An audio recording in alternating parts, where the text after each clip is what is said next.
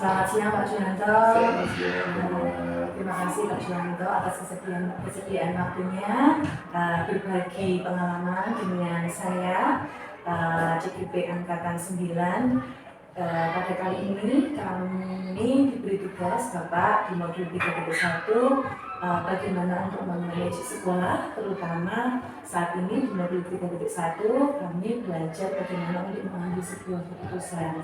Nah, pada kesempatan kali ini saya mengasih tahu ke Bapak, menimba ilmu, berbagi pengalaman Bapak sebagai kepala sekolah selama ini bagaimana untuk mengambil sebuah keputusan di beberapa kasus. Mohon maaf nih Bapak, ini ada beberapa pertanyaan. Yang pertama, Bapak sebagai kepala sekolah, bagaimana Bapak dapat mengidentifikasi kasus-kasus yang merupakan dilema etika atau rujukan moral?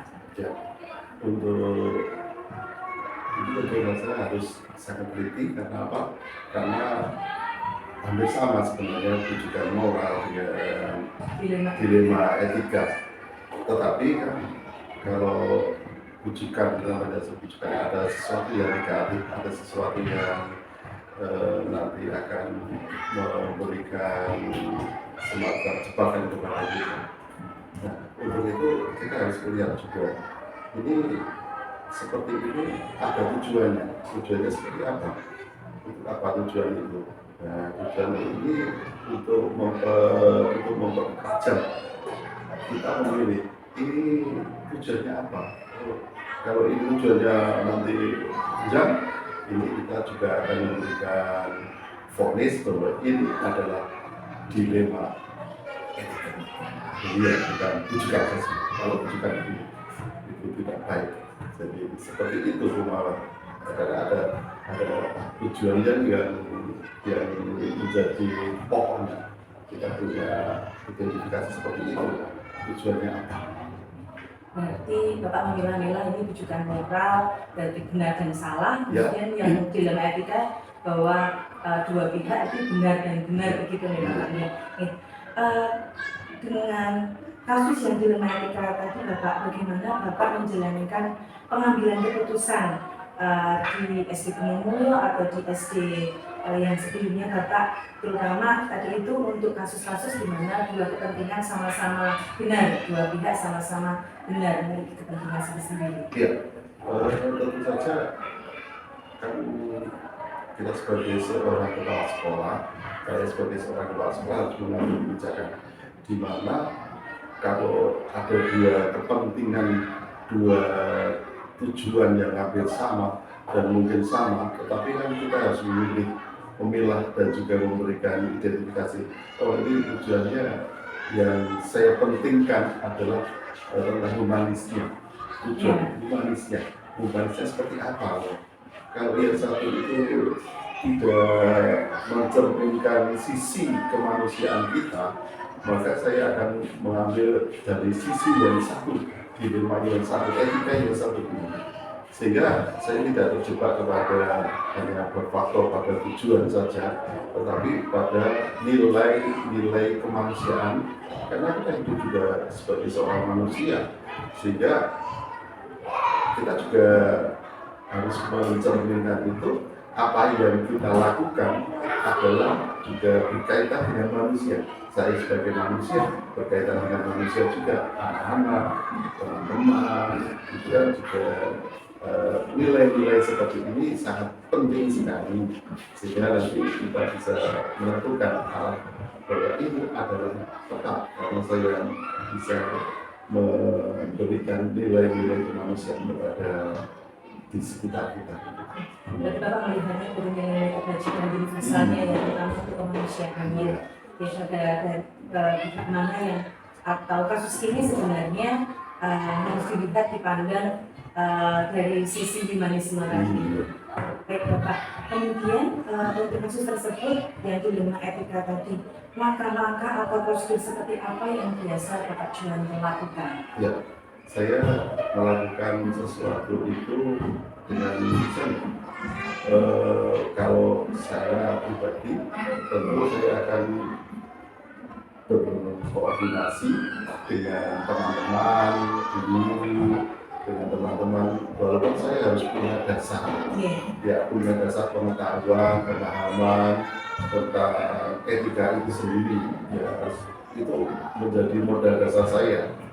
Modal dasar saya itu saya komparasikan dengan pendapat, ya dari pendapat teman-teman, kesalahan juga itu menjadi hal yang saya terus ini etika seperti ini. Saya mengidentifikasi ini untuk apa sih? Untuk apa saya punya juga? Saya punya pengetahuan, pengalaman, tapi juga harus kita menyombongkan diri. Saya juga berkolaborasi dengan yang lain supaya ini menjadi kesempurnaan. Ya, gitu.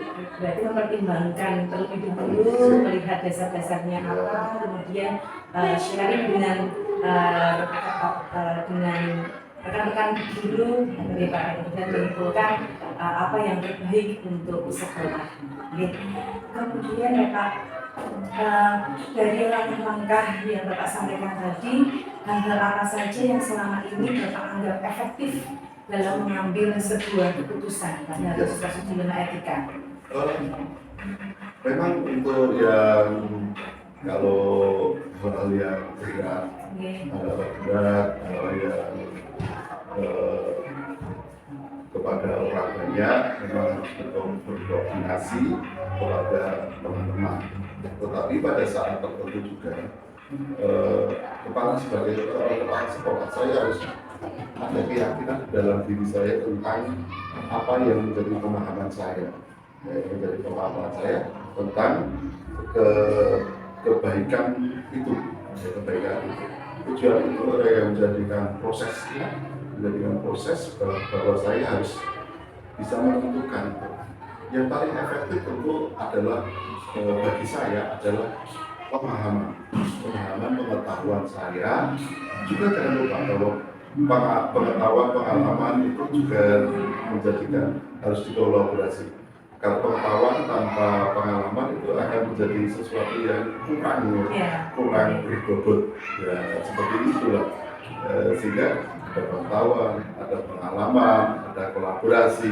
Tentu yang paling efektif adalah tentang pengalaman itu yang penting. Seorang kepala sekolah itu tidak serta-merta bisa, tetapi butuh pengalaman. Walaupun pengetahuan itu menjadi satu, tetapi juga pengalaman itu penting sekali. Berarti sebagai kepala sekolah, ketika menghadapi kasus tersebut, ya kita harus ingat apa yang kita dapatkan ketika kita sekolah, ketika kita belajar, kemudian dari pengalaman kita dan kolaborasi dengan teman ya Pak. Baik Bapak, kemudian untuk yang berikutnya, tantangan apa Bapak yang Bapak temukan ketika mengambil keputusan pada kasus dilema etika? Iya, sebenarnya banyak sih tantangan yang kita hadapi, saya hadapi sendiri di dalam kasus yang berkaitan dengan dilema etika. Yang pertama tentu kadang-kala itu kita tidak sesuai dengan hati nurani. Artinya seperti ini. Saya menentukan ini penting. Bahwa kasus ini penting dan ini penting juga bagi masa depan. Tetapi kok rasanya saya nggak mudah dengan keputusan ini. Artinya apa? Bukan tidak cara, tapi seakan-akan itu saya itu memperburuk teman, bukan memperburuk tapi memperburuk, ya. Bukan hanya perintah-perintah dan sebagainya. Itu yang menjadi tantangan ini. Karena apa? Karena saya sendiri itu yang harus ditempuh. Satu misalnya misalnya ada akreditasi ya. Ada dilema sebenarnya di situ kan. Saya harus memperoleh nilai yang baik, tetapi saya juga harus tanda kutip semacam mempekerjakan teman. Iya, iya kan, seperti ya, seperti itu. Nah, ini yang menjadi tantangan sebenarnya sebagai seorang kepala sekolah. Tetapi ini kalau hal seperti itu nanti bisa muncul terjadi gejolak di dalam diri saya seperti itu. Nah, maka yang menjadi tantangan seperti itu kadang-kadang nggak tega gitu. Seperti itu. Nah, kadang-kadang tidak ada kepikiran ya, kita melihat dari satu sisi ya tadi ya. Tapi kalau kita melihat tujuan jangka panjangnya, jangka pendek dan jangka panjang ya, memang harus seperti itu yang dilakukan.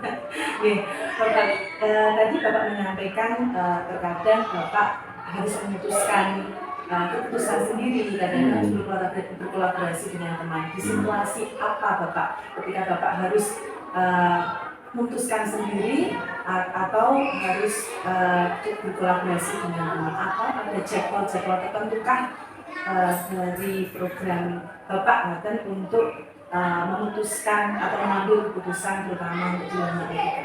Ya, untuk yang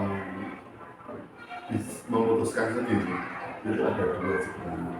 Ini yang pertama, ini memang harus cepat, ya, ordinary, ya cepat. Mau tidak mau, para sekolah harus berani memutuskan itu, ya, harus berani memutuskan itu karena cepat. Mau tidak mau harus diputuskan sendiri karena harus cepat.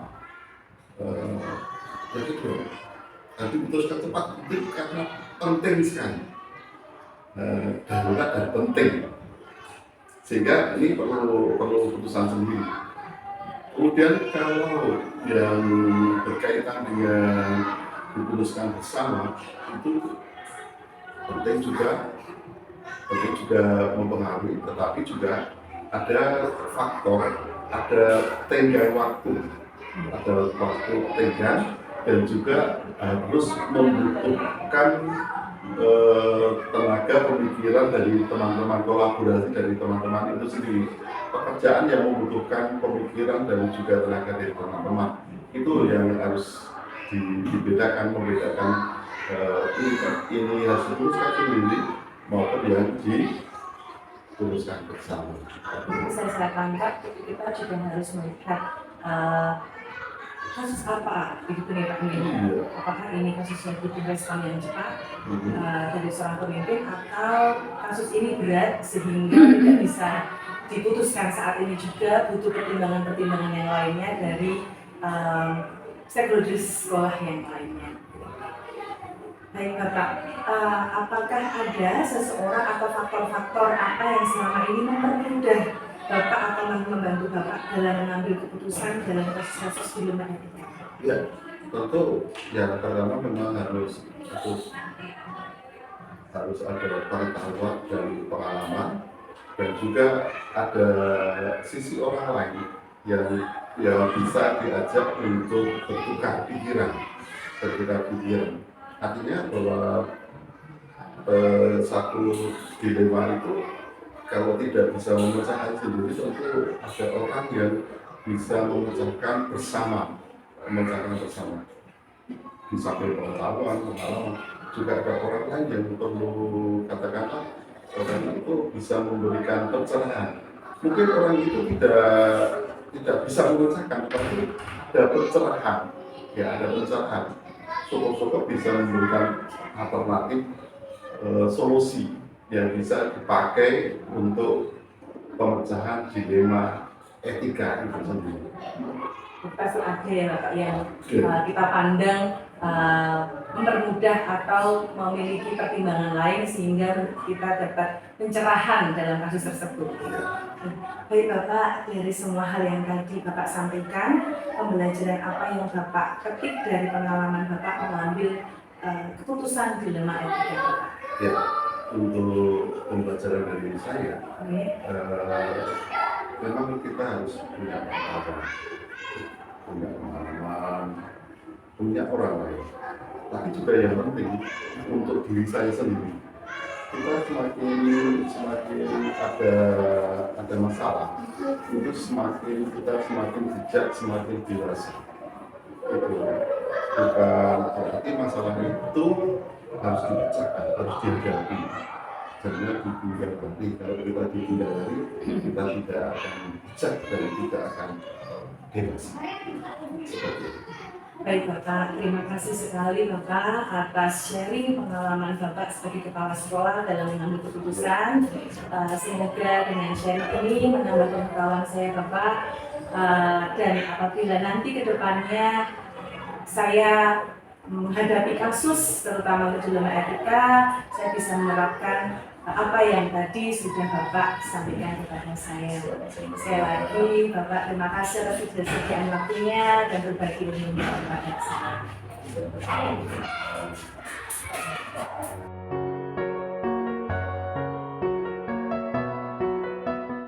Selamat siang Ibu Tuti. Selamat siang Bu Mama. Perkenalkan, saya Lorendia Mawar Ibu dari SD Gunung Mulyo, CGP Angkatan 9.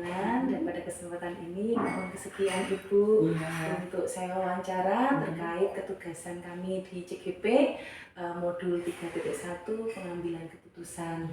Ya, Ibu mohon izin nanti ada beberapa pertanyaan terkait pengalaman Ibu sebagai kepala sekolah mengambil keputusan, terutama pada kasus-kasus yang mungkin berat untuk diputuskan ya Bu.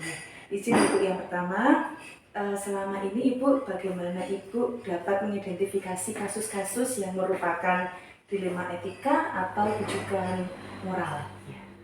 Terima kasih Bu Mawar atas kesempatan pada sore hari ini. Kita tidak bertemu untuk bertukar kamruh, bertukar wawasan, terutama ini dalam hal memutuskan masalah. Betul malu Bu Mawar bahwa di setiap sekolah itu mesti ada masalah, dan masalah itu ada yang ringan, ada yang berat. Sehubungan dan masalah itu juga ada masalah itu yang kita anggap kedua-duanya benar, dan ada yang menganggap yang satu benar, yang satu salah. Nah, ketika memutuskan hal itu kita juga harus mempertimbangkan beberapa hal. Ketika ada dua masalah yang dianggap dua-duanya benar, itu dilema etika. Terus yang satunya ketika yang satu benar, yang satu salah, itu rujukan moral. Nah, itu kita perlu mensikapinya dengan baik. Baik Ibu, jadi tadi apa yang saya tangkap, nanti kasus apapun itu misalnya dilema etika atau rujukan moral, kita sebagai pemimpin harus menyikapinya dengan arif dan bijaksana. Baik Ibu, yang selanjutnya bagaimana Ibu menjalankan pengambilan keputusan di sekolah Ibu, terutama untuk kasus-kasus di mana tadi yang Ibu sampaikan ada dua kepentingan yang sama-sama benar atau sama-sama mengandung nilai kebajikan. Ketika kita mau mengambil keputusan di mana masalah itu sama-sama benar dan itu mengandung kebajikan, tentunya kita yang pertama harus mengutamakan ke masalah itu. Ketika kita mau memutuskan, yang utama adalah itu untuk kepentingan kedua belah pihak dan saling menguntungkan. Jangan sampai ketika kita memutuskan itu merugikan, terutama yang kita utamakan adalah untuk kepentingan anak-anak kita. Itu pemahaman. Nah, bagaimana itu nanti caranya, kita harus berkoordinasi dengan Bapak Ibu Guru. Itu yang utama.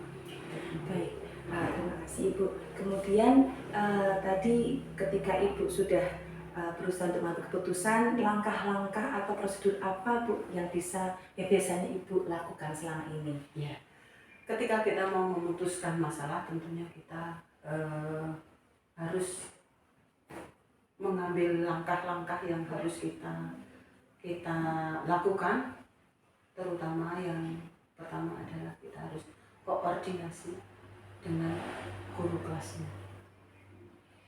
Setelah kita mendapat masukan dari guru kelas, kita mengundang dari anak yang membuat masalah tadi.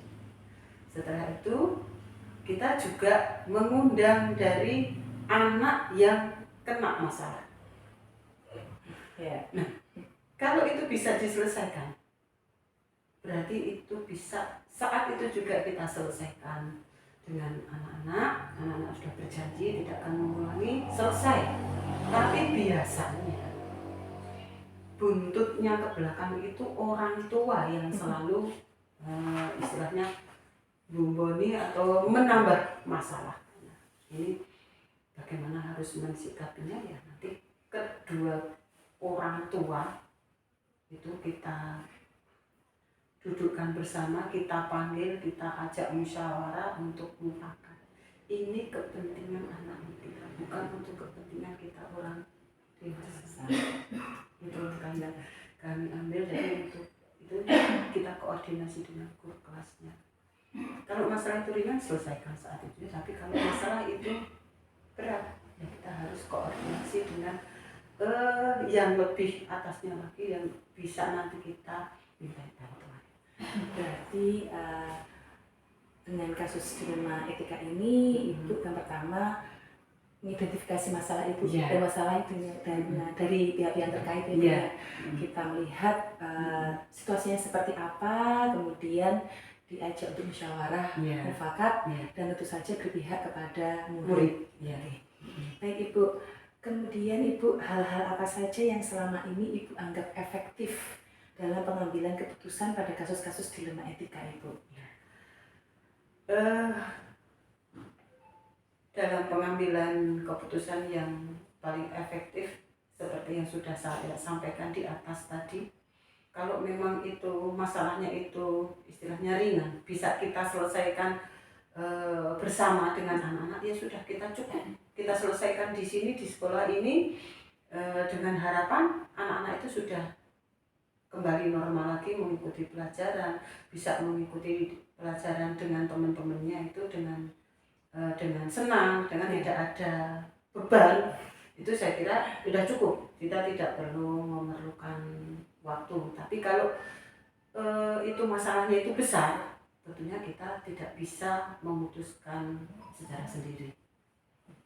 Baik, berarti kita lihat dulu kasusnya seperti apa, ringan atau berat akan dia. Nah, kemudian tantangan Ibu yang pernah Ibu alami atau Ibu hadapi dalam mengambil keputusan apa itu?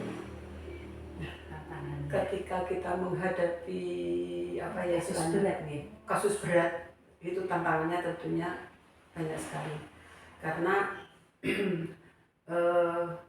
jangan sampai keputusan kita yang nanti kita ambil itu merugikan salah satu pihak, terutama itu anak-anak, karena itu juga menyangkut beban moral anak.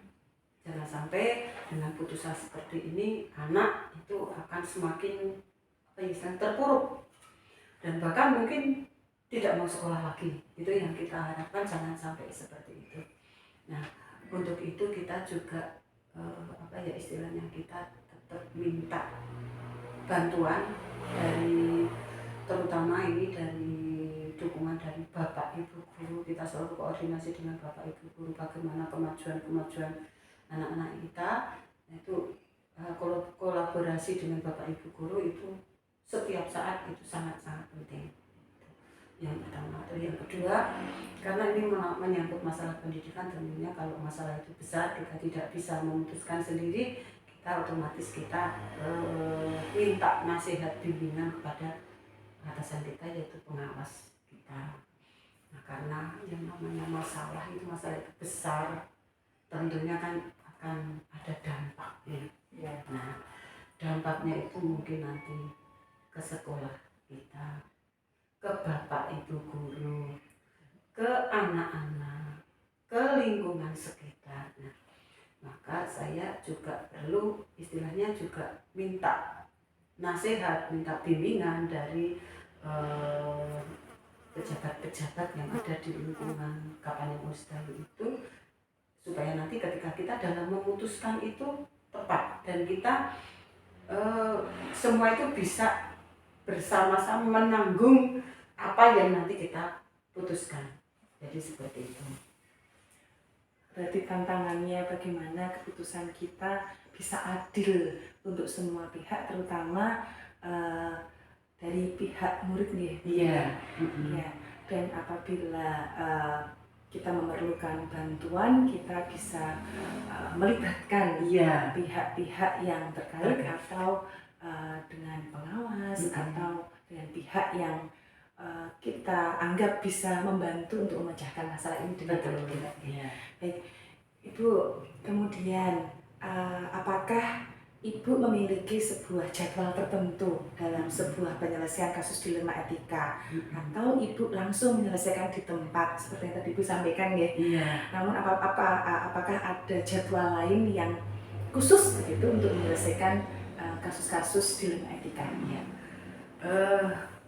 Tentunya benar Mbak Bu Mawar, karena ketika kita mau menyelesaikan suatu masalah, kita harus mempertimbangkan beberapa hal seperti yang sudah saya utarakan tadi. Kalau masalah itu kecil, ya sudah, masalah itu ringan, selesai di tempat, diselesaikan. Kita tidak perlu membutuhkan waktu, jadwal, selesai, anak-anak sudah bermain seperti sedia kala.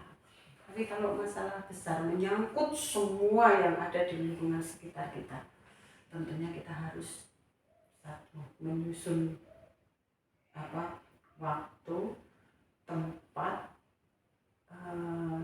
istilahnya jadwal yang harus semua beliau-beliaunya itu dapat nanti duduk bersama untuk berkumpul bersama, untuk bermusyawarah bersama, memutuskan bersama. Jadi jelas kami membutuhkan atau menyusun jadwal, waktu, dan tempat. Itu memang kita agendakan. Karena apa, Bu Mawar? Setiap pejabat atau setiap istilahnya beliau-beliaunya itu mempunyai kepentingan atau agenda yang beraneka ragam. Maka untuk menyesuaikan itu kita mengatur jadwal. Mesti kita lihat kasusnya terlebih dahulu. Kita inginnya ya segera diselesaikan. Namun apabila itu kasusnya harus melibatkan orang lain, ya kita harus menyusun jadwal sehingga semuanya bisa berkumpul bersama, nanti musyawarah, nanti apa yang terbaik, keputusan terbaik itu apa untuk kita serahkan.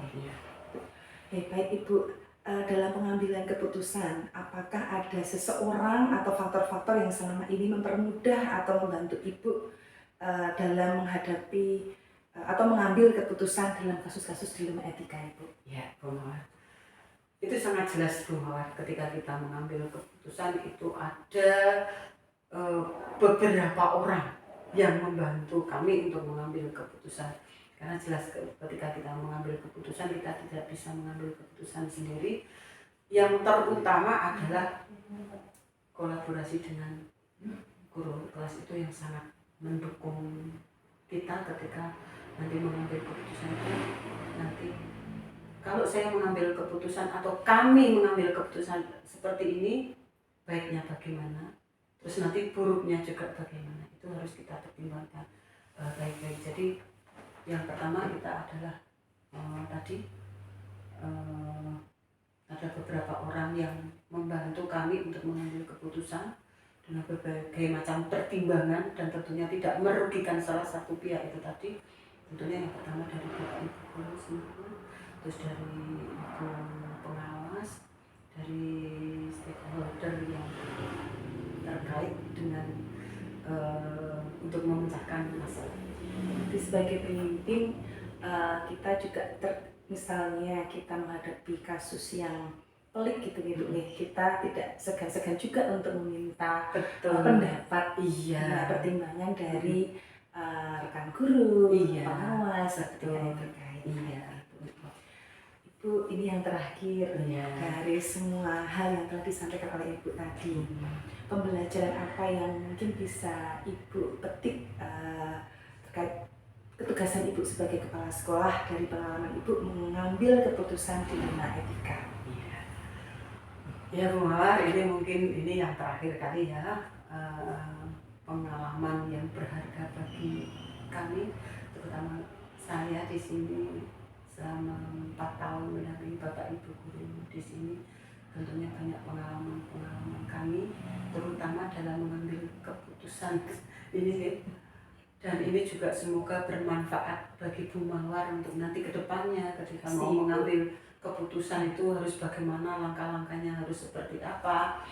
Itu nanti kita bisa, istilahnya kita bisa mengambil hikmahnya dari sini. Nah, pengalaman yang sangat berharga, yang jelas itu bahwa kita di situ kita bisa mengambil kesimpulan ketika kita menghadapi masalah. Yang jelas pikiran kita harus jernih. Pikiran kita harus jernih. Kita bisa meredam emosi. Jangan terpancing dengan emosi. Pikir kita dulu ya Bu. Iya. Kita tenangkan dulu. Nanti ini ada wali yang datang ke sini. Kita tata dulu hati kita. Jangan terpancing dengan emosi. Kita sabar, berpikiran jernih. Kesabaran kita yang luar biasa, meskipun sebetulnya ya berontak hati kita itu, tapi kita bisa menempatkan sebagai orang tua yang dituakan, kita harus mengutamakan ini untuk kebaikan bersama, baik anak-anak, orang tua, untuk sekolah. Yang kita pikirkan itu, kalau untuk kepentingan diri pribadi sendiri mungkin ya seperti itu, tapi yang utama itu pembelajaran yang kita ambil ya Mbak Mawar, ini emosi, berpikiran jernih itu harus kita, terus tingkat kesabaran dan tanggung jawab kita, karena tanggung jawab kita itu sudah sangat berat, karena kita satu sebagai yang dituakan bertanggung jawab atas keseluruhan yang ada di sekolah kita. Itu yang saya ambil hikmah dari pembelajaran ini ya Bu Mawar. Terus ini mungkin untuk pesan kami yang terakhir buat Bu Mawar, semoga dalam mengikuti kegiatan pendidikan CGP ini ilmunya nanti bermanfaat bagi Bu Mawar, khususnya dan pada umumnya nanti bagi sekolah Bu Mawar, di mana Bu Mawar nanti mengajar, dan juga nanti sekaligus ilmunya itu bisa dipraktekkan langsung, diterapkan langsung ke anak-anak. Dan jangan pelit-pelit, ilmunya itu nanti dibagikan kepada Bapak Ibu guru yang belum sempat menerima pendidikan sebagai calon guru penggerak. Dan dengan harapan kami juga berdoa semoga nanti karir Bu Mawar ke depannya jauh lebih baik dan lebih sukses, dan lebih maju lagi untuk sekolah Bu Mawar di SD Mulia. Baik Ibu Tuti, terima kasih sekali Ibu atas ilmu yang sudah Ibu bagi dengan saya terkait dengan ketugasan Ibu dan ketugasan saya juga sebagai pendidik. Saya akan mengenang ilmu-ilmu yang Ibu berikan, sungguh bekal yang luar biasa bagi saya Ibu, terutama untuk mengontrol emosi, berpikir jernih, terutama ketika kita sedang menghadapi kasus masalah, apapun itu masalahnya, masalah berat atau masalah kecil, terutama nanti yang dihadapi dengan masalah rekan sejawat kita sendiri. Ya Bu, betul. Terima kasih sekali Ibu doanya bagi saya sebagai guru, semoga doa Ibu terkabulkan. Amin. Saya dan teman-teman CGP yang lainnya bisa menuntaskan tugas kami dengan lancar. Dan kami juga berdoa Ibu sehat selalu. Amin. Terima kasih sekali Bu Mawar atas doanya. Dan terima kasih sekali Ibu sudah diberikan kesempatan untuk Sukabura. Sama-sama Bu Mawar. Selamat sore Ibu. Selamat sore Bu Mawar. Terima kasih sekali.